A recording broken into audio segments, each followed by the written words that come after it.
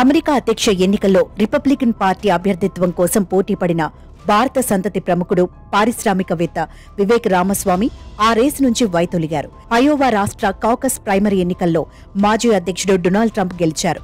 ఆయన 56,160 ఓట్లు అంటే 51% 20 మంది ప్రతినిధులను గెలుచుకున్నారు. వివేక్ 7.7% ఓట్లతో 3 ప్రతినిధులను మాత్రమే సాధించారు. మరో అభ్యర్థి రాయ్ డిశాంటిస్ 21.2% ఓట్లతో 8 మంది ప్రతినిధులను, భారత సంతతికే చెందిన నికీ హేలీ 19.1% ఓట్లతో 7 ప్రతినిధులను గెలుచుకున్నారు. తన అభ్యర్థిత్వాన్ని మెజార్టీ రిపబ్లికన్లు అంగీకరించకపోవడంతో రేసు నుంచి వైదొలిగిన వివేక్ ట్రంప్కు మద్దతు ప్రకటించారు.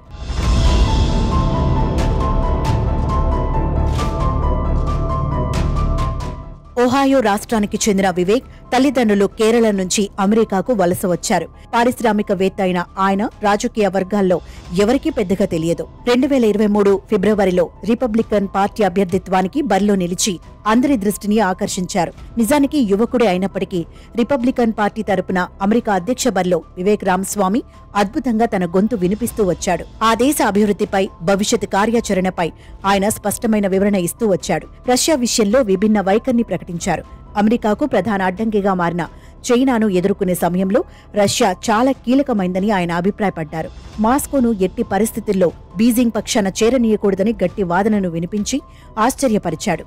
తాను ఎన్నికల్లో గెలిచి శ్వేత సౌధంలో అడుగుపెడితే ఈ లక్ష్యాన్ని సాధించేందుకు రష్యాకు మంచి డీల్ను ఆఫర్ చేస్తానని ప్రకటించారు.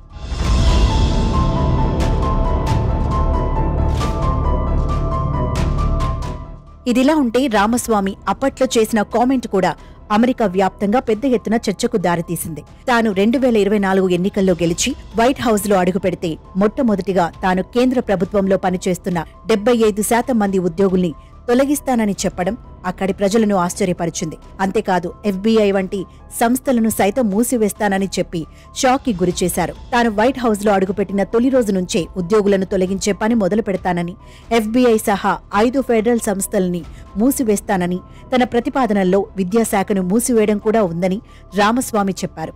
ఏడాది చివరి నాటికి 50% మంది ఉద్యోగులను తొలగించాలని భావిస్తున్నామన్నారు. వచ్చే 4 ఏళ్లలో ప్రస్తుతం ఉన్న 22 లక్షల మంది ఉద్యోగుల్లో నుంచి 75% మందిని తొలగించటమే తమ లక్ష్యమన్నారు. ఇలా చేస్తే బడ్జెట్లో కోట్ల డాలర్లు ఆదా అవుతాయని రామస్వామి చెప్పుకొచ్చారు. ఒకానొక సమయంలో ట్రంప్తో సరిసమానంగా అభ్యర్థిత్వం కోసం పోటీపడిన వివేక్ రామస్వామి ఇలా అధ్యక్ష బరిలో నుంచి నిష్క్రమించడంతో ఆయన అభిమానులు బాధలో కూరుకుపోయారు.